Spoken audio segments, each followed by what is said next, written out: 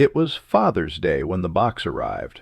No return address, just my name printed neatly on a shipping label, sitting on our coffee table like it belonged there. My wife froze the moment she saw it. Her hand shot out and grabbed my arm, hard enough to hurt. "Don't open it," she whispered. "Can't you see?" I followed her gaze and felt my stomach drop. Tiny holes. Too precise to be damage. Too deliberate to be accidental. Before I could speak, there was a faint sound from inside the box. A dry, unsettling hiss. Not loud, not frantic, just enough to tell us that something inside was alive. 10 minutes later, the police were standing in our living room. I'm 66 years old. I worked more than 4 decades to earn a quiet retirement. I believed I had already survived the hardest moments a father could face. I was wrong. Because nothing prepares you for the moment you realize your own child may want to terrify you into submission. The officers told us to step back. Animal control was called. The house felt smaller by the second, as if the walls themselves were listening. My wife stood rigid beside me, her fingers clenched into the fabric of my shirt. Neither of us spoke. We didn't need to. While we waited, my phone buzzed in my pocket. A message from my daughter earlier that morning echoed in my mind. "Dad, do you even understand that I need the money now, not after you die?" I had read it while holding my coffee, still warm, still believing we were having a family argument that could be fixed. That illusion shattered somewhere between the hiss in the box and the flashing blue lights outside our window. Animal control confirmed it was a live snake.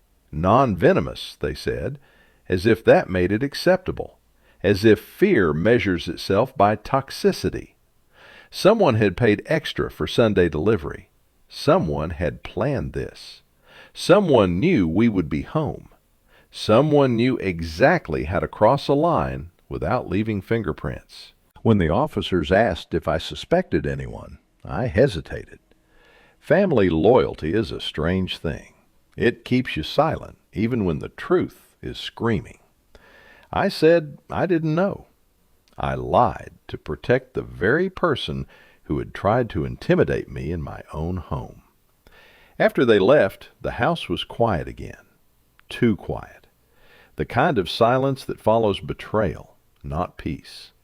I stood in my office that night, surrounded by bank statements, inheritance documents, and years of careful planning. 30 years of sacrifice reduced to leverage in my daughter's hands.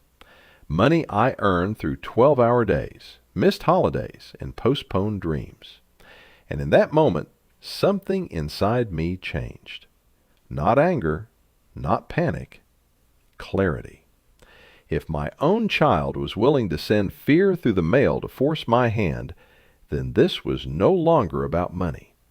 This was about boundaries, about consequences, about teaching a lesson I should have taught years ago. I opened my laptop. The first account loaded on the screen. And for the first time in decades, I didn't feel guilty. I felt ready. I didn't always feel like a victim. For most of my life, I felt like a provider, a father doing exactly what he was supposed to do. I worked 43 years without complaint. 12-hour shifts were normal. Weekends were optional. Vacations were postponed indefinitely.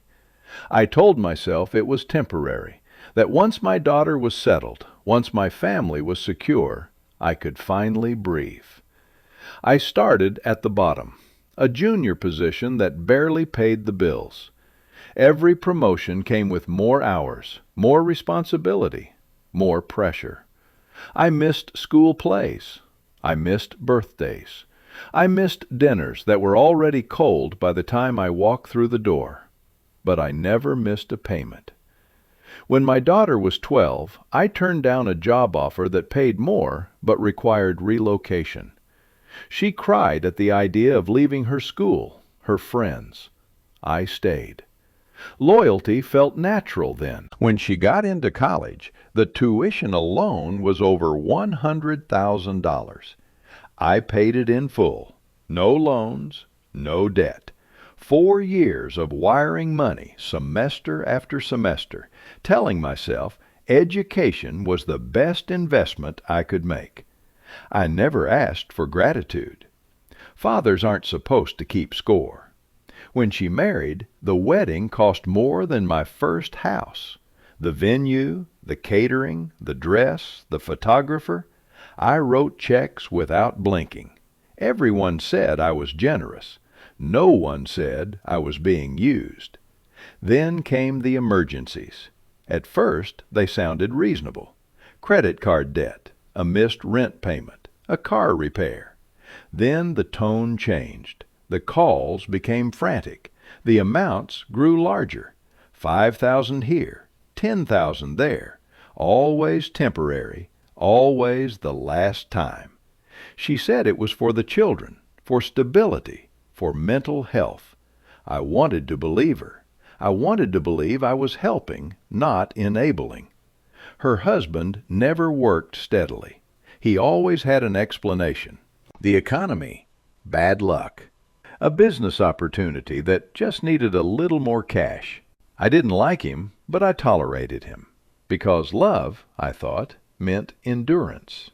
Over 3 years, I drained savings I had planned to enjoy in retirement. I sold a car I loved. I delayed medical procedures. I told my wife we would adjust. That family came first. Somewhere along the way, help became expectation. They didn't ask anymore. They demanded. They talked about my money like it was already theirs, like I was simply holding it for them until they decided how it should be spent. The day my daughter threw a coffee mug at the floor because I said no was the day I should have stopped. But I didn't. I told myself she was stressed, that I could fix it. That's the lie men like me tell themselves, that sacrifice will eventually be appreciated. It won't, because sacrifice without boundaries doesn't teach gratitude. It teaches entitlement. And by the time I realized that truth, my daughter no longer saw me as her father. She saw me as an obstacle. The change didn't happen overnight. That's the most dangerous part of entitlement. It grows slowly, quietly, like rot behind a wall you never bother to inspect. At first, my daughter still said thank you. She still sounded embarrassed when she called. Her voice would soften before asking for help, as if shame might excuse the request. I mistook that tone for humility. It wasn't. It was strategy. She stopped asking how I was doing. Our conversations became transactional. She called when bills were due, when the pressure was on, when her choices finally demanded consequences she didn't want to face alone.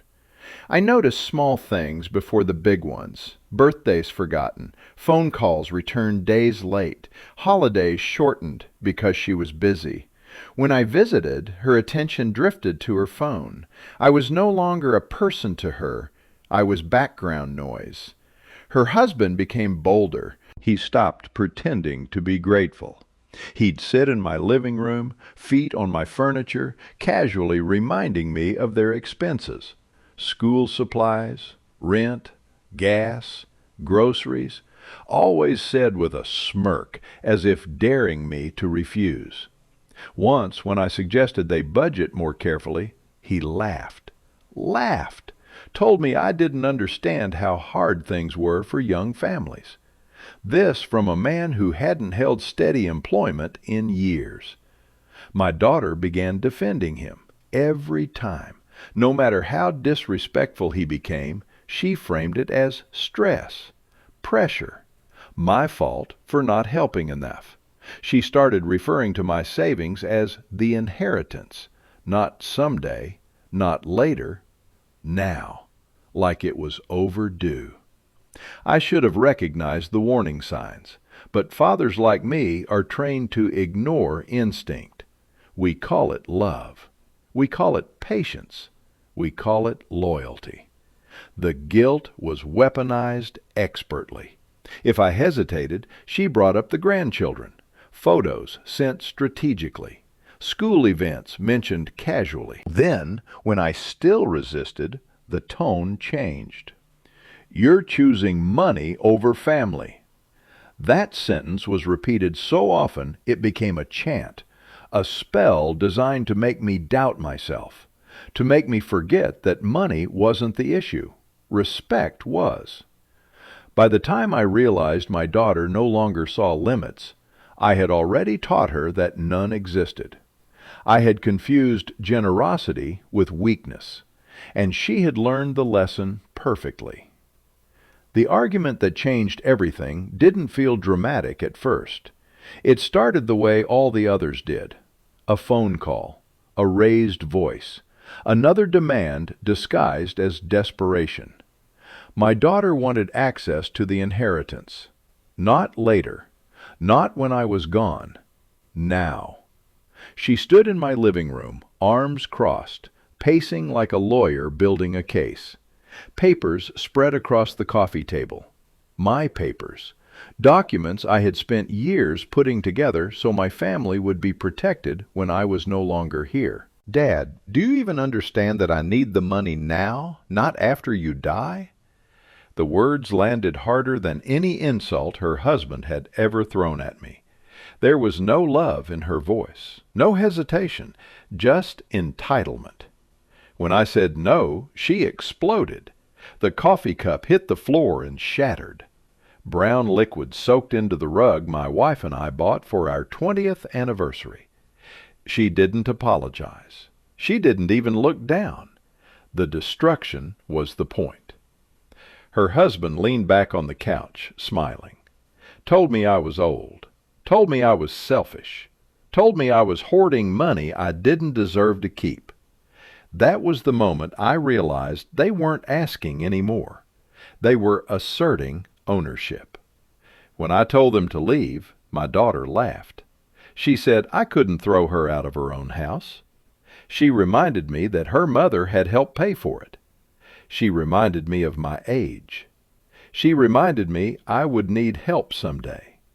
Then came the threat. "You'll regret this," she said, "when you're old and sick, when you want to see your grandchildren." That night, I told myself it was just anger, that she didn't mean it, that family fights get ugly sometimes. 6 days later, on Father's Day, the box arrived. No note, no name, just a package sitting quietly in my living room. My wife saw it first. She noticed the holes. She heard the sound before I did. The hiss, soft, alive. When the police arrived and animal control confirmed it was a live snake, something inside me went cold. This wasn't a tantrum. This wasn't anger. This was calculated. Someone had paid extra for Sunday delivery. Someone had chosen fear. Someone wanted to remind me that they knew where I lived, when I was home, and how to hurt me without touching me. Later, when I called my daughter and heard her husband laugh in the background, there was no doubt left. My child had crossed a line no apology could erase. And in that moment, I understood something with perfect clarity. If someone is willing to terrorize you to get your money, they no longer see you as family. They see you as prey. I didn't sleep that night, not because I was afraid, but because my mind wouldn't stop replaying every moment I had ignored, excused, or minimized over the years. The snake wasn't the beginning. It was the result. The final symptom of a disease I had helped nurture. By morning, the fear was gone. What remained was something sharper: awareness. I sat at my desk with a cup of untouched coffee, staring at decades of bank statements and legal folders. I saw the pattern clearly now. Every time my daughter failed, I erased the consequences. Every time she crossed a line, I moved the boundary. I hadn't raised a dependent child. I had trained one. That realization hurt more than the betrayal itself.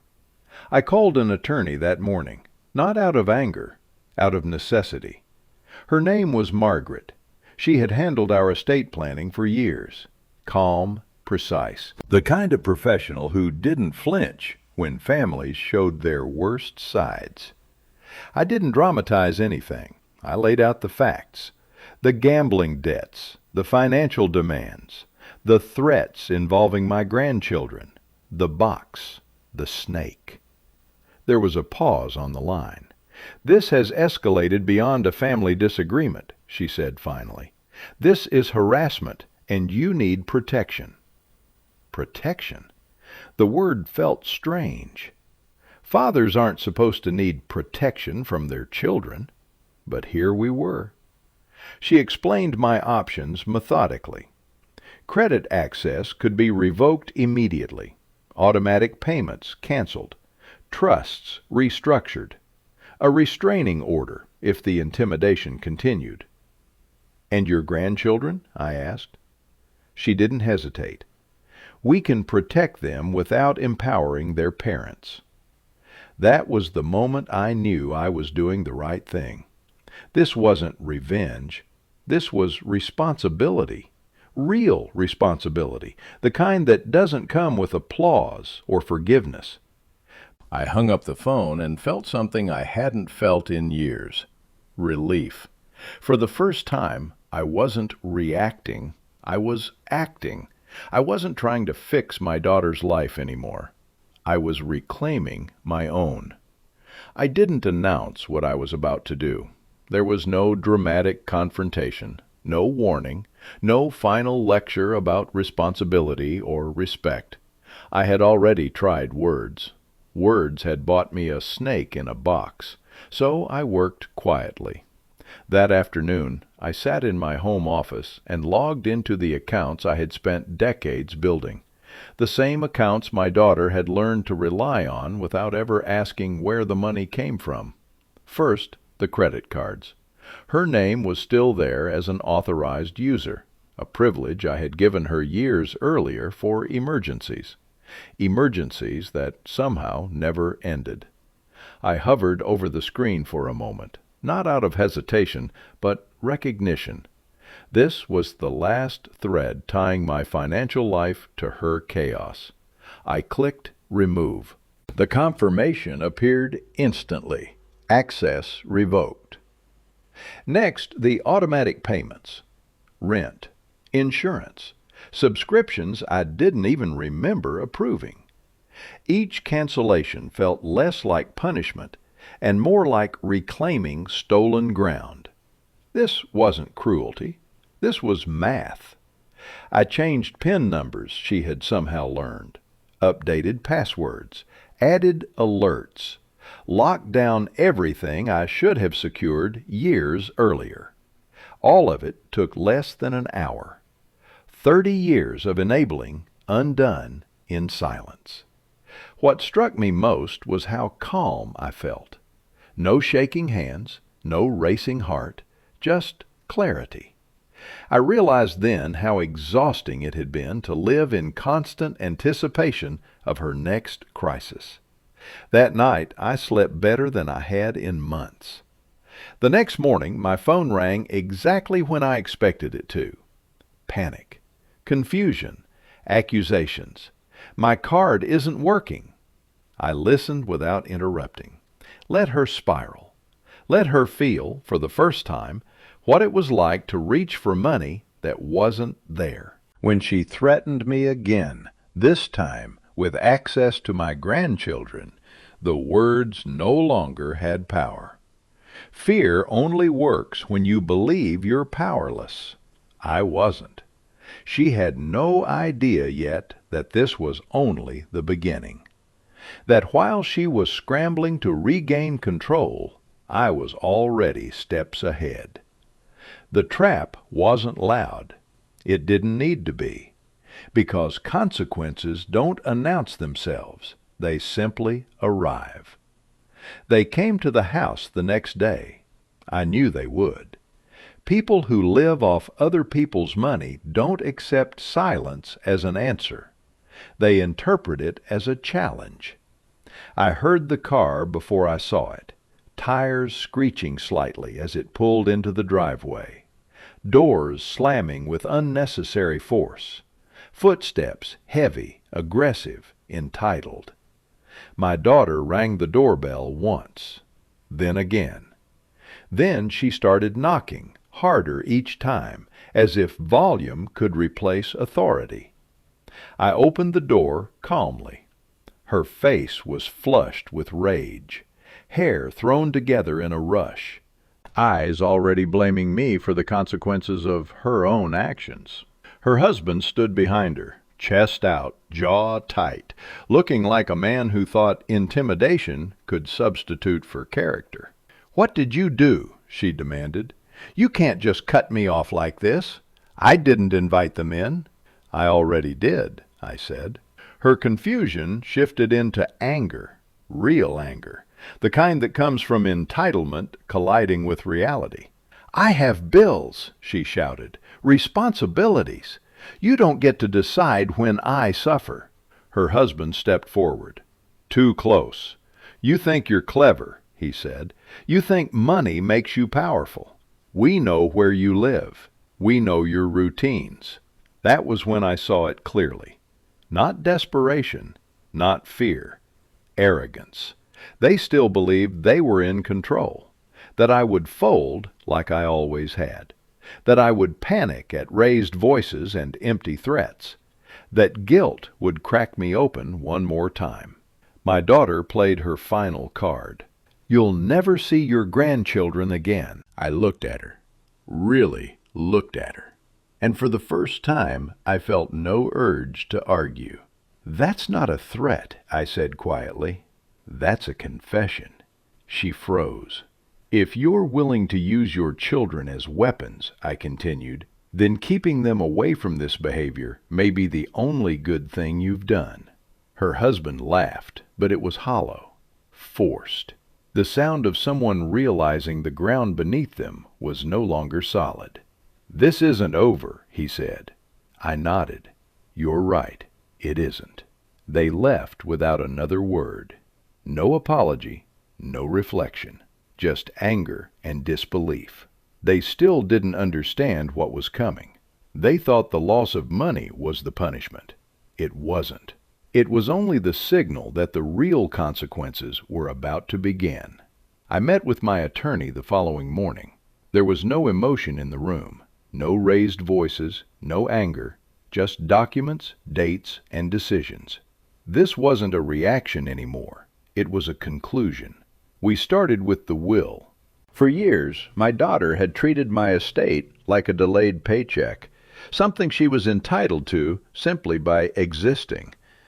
That assumption ended in a quiet office with a pen in my hand. My attorney explained everything carefully. The inheritance would no longer pass to my daughter directly. Instead, it would be placed into an educational trust for my grandchildren. Tuition, books, legitimate school expenses. Nothing more. Nothing that could be touched, borrowed, or manipulated by their parents. An independent trustee would control it.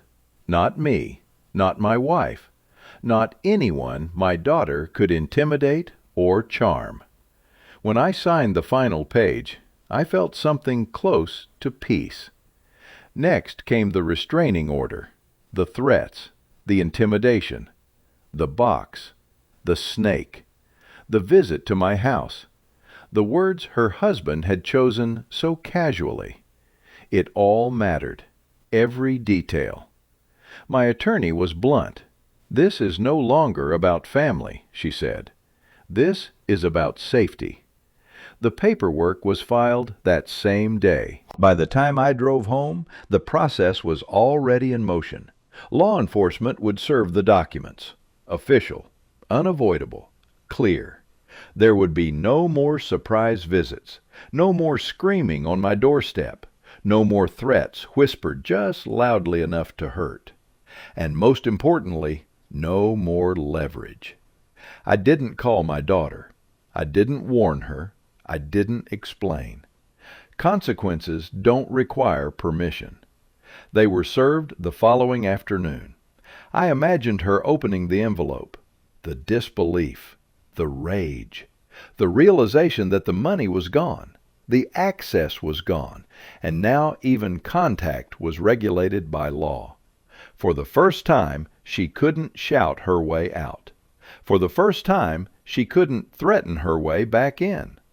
The hammer didn't fall with noise. It fell with signatures. And when it landed, everything changed. The silence afterward was immediate.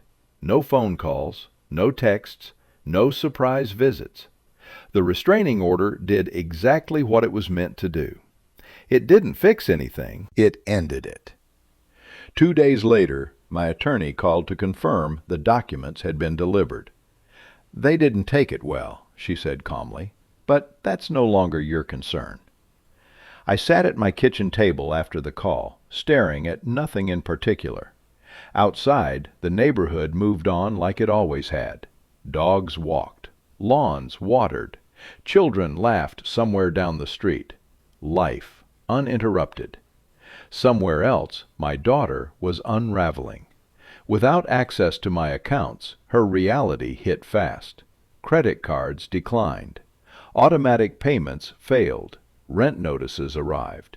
The safety net she had relied on for years simply vanished overnight, and there was nothing she could do about it.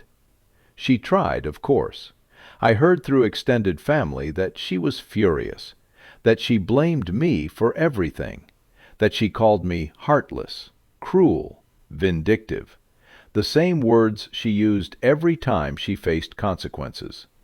Her husband, I was told, started looking for someone else to lean on. Friends first, then family, then anyone who would listen. But people are generous only when they aren't being drained. Without my money, his charm wore thin. The restraining order kept them at a distance. No contact meant no manipulation, no guilt, no threats. For the first time in years, I wasn't bracing myself for the next demand. And then came the moment I hadn't anticipated. I felt nothing. No triumph, no satisfaction, just quiet acceptance. This wasn't revenge. Revenge requires emotion. This was resolution. My daughter had believed she could weaponize fear, that she could escalate without consequence, that blood made her untouchable. She was wrong. Blood doesn't excuse behavior. Love doesn't cancel accountability. And entitlement eventually collapses under its own weight. I didn't need to watch her struggle to feel justified. I didn't need her apology to feel right. The system had spoken, and for once, it wasn't speaking to me. Peace didn't arrive loudly. It came in the mornings first. Quiet coffee at the kitchen table. No phone vibrating with panic. No messages loaded with urgency and blame. Just sunlight through the window and the sound of my wife moving calmly through the house. For the first time in years, my retirement felt real, not something constantly postponed by someone else's emergencies, not a resource waiting to be drained. It belonged to us again. Jessica and I began walking every afternoon. Simple routines, familiar streets. We talked about ordinary things, books, travel ideas we had shelved for decades, small renovations we had delayed because now wasn't the right time. Now was the right time. I still thought about my daughter. A father never truly stops. But the thoughts no longer came with panic or guilt. They came with acceptance. I had done everything I could. I had loved her, supported her, protected her, far beyond what was reasonable. And when love was turned into leverage, I chose to stop participating. My grandchildren were safe. Their future secured through education, not indulgence. They would grow up knowing that money had rules, that responsibility mattered, that actions carried consequences. That was the legacy I wanted.